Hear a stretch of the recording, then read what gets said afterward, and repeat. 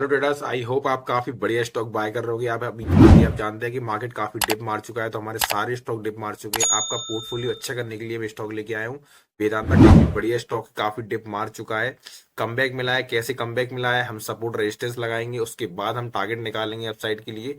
और बाइंग और ऐसे सारी चीजें मैं आपको बताऊंगा। तो पहले हम वेदांता का वनडे का चार्ट मैंने खोला हुआ है, और यहाँ पर पहले हम सपोर्ट लगा लेंगे। जैसे कि आप यहाँ देख सकते हैं, इसी सपोर्ट के पास हमारा वेदांत सस्टेन ही हुआ है। अब हम रेजिस्टेंस निकाल लेंगे। रेजिस्टेंस हमारा पहला रहेगा 470 का। आप रेजिस्टेंस ले लेना, पहला वाला। सेकंड रेजिस्टेंस हमारा रहेगा जो कि हमारा प्रीवियस हमारा हाई था, जो हमारा अपना हाई लगा के आया है। दो रेजिस्टेंस हमारे हो गए हैं। एक हमारा माइनर सपोर्ट है, सॉरी सी माइनर सा रेजिस्टेंस है ये। अब हमने सारी चीज निकाल ली है। अभी अब मैं आपको एक चीज बताता हूँ। आप ये वाला जो पैटर्न है, ये सेम पैटर्न निकल के यहाँ पर आया है। कैसे निकल के आया है बताता हूँ मैं आपको। ये हमारी ये वाली बाइंग है।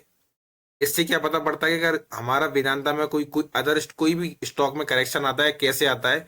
अब इसने ये वाली जो हमारी बाइंग है, ये हमने इस लेवल से नापेंगे जहां से हमारी बाइंग स्टार्ट हुई है। तो आप यहाँ देख सकते हैं, इसी जगह पे हमारा इस बाइंग को सस्टेन हुआ था। इसके बाद फिर अगर फिर से अपसाइड का मूव मिला, तो इसलिए इस जगह पे हम क्या करेंगे, इसी बाइंग को उठाकर अगर हम अपसाइड रखेंगे, इस बाइंग का 50% आता है, तो ये यहाँ से करेक्शन का जोन बनता है। क्यों बनता है? क्योंकि यहाँ की जो हमारी डिमांड थी वो यहाँ पर हमारी आधी हो चुकी है, इसलिए हमारी डिमांड, इसीलिए यहाँ से रिवर्सल आ रहा है।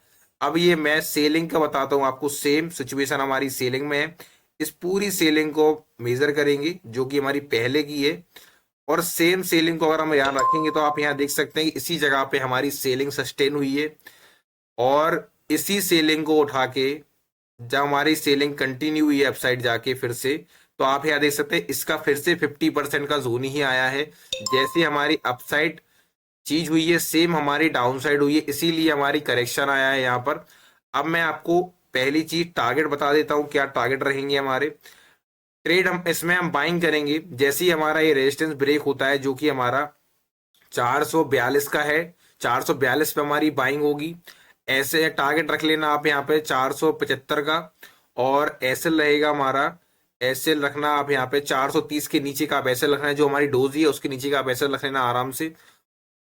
470 की हमारी पहली बाइंग रहेगी।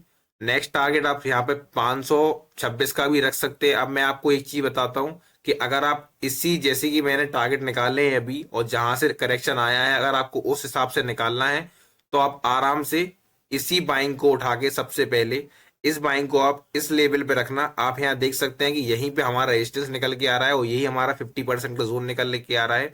अगर ये हमारा रेजिस्टेंस ब्रेकआउट होता है, जो हमने बाइंग आपको बताई है, तो सीधा आप होल्ड यहाँ पर कर सकते हैं 475 तक।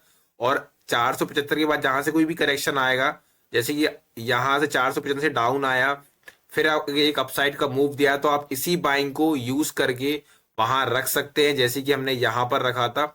तो वहां पे अगर 50% का जोन हमारा आता है, 50% तक हम और होल्ड कर सकते हैं अपसाइड के लिए। और अगर 50% हमारा करेक्शन आता है, तो आप यहाँ पे सेलिंग भी कर सकते हैं। इससे हम इस चीज से हमारी दोनों चीजें हो जाती हैं, सेलिंग और बाइंग दोनों हो जाती है। हमें कहाँ पर एग्जिट करना है ये हमें बता देता है। तो अगर हमारा सेम पैटर्न रिपीट होता है, तो आप आराम से यहाँ पर होल्ड और सेल हम कब कर सकते हैं, आप आराम से लगा सकते हैं। और यहाँ पर जैसे ही अगर ये हमारा रेजिस्टेंस ब्रेकआउट करता है, तो आप यहाँ पर एसएल को आप ट्रेल कर लेना, और अपना एसएल आप यहाँ पर 70 के पास रख सकते हैं। 470 के पास अपना एसएल रख सकते हैं, और फिर आगे टारगेट के लिए जा सकते हैं। Thank you so much. Video अच्छी लगी तो like comment subscribe. I hope आपको वीडियो पसंद आई हो। Thank you so much.